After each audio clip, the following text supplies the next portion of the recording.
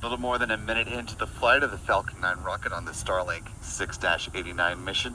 As you just heard, a vehicle passed through max Q, which is the point of greatest aerodynamic pressure on the rocket. Coming up next, we should hear a call for MVac chill, the thermal conditioning of the Merlin vacuum engine on the rocket's second stage.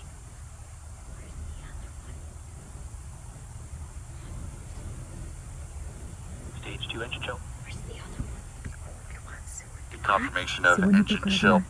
SpaceX is coming up to a few events in fairly rapid succession. Next, we'll see first stage main engine cutoff, or MECO, at about T plus 2 minutes and 24 seconds. That'll be followed by stage separation, and then the ignition of the Merlin vacuum engine.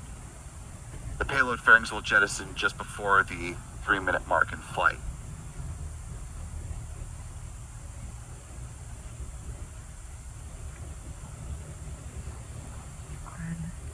Luchas.